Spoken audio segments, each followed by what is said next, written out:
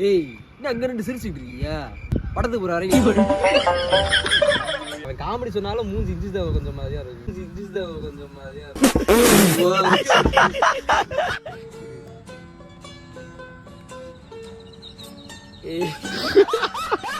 நான் உட்காரண்டா ஏய் ப்ளீஸ்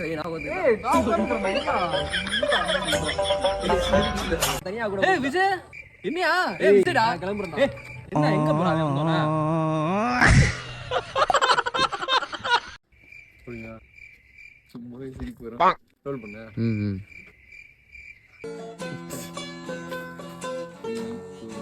டேய்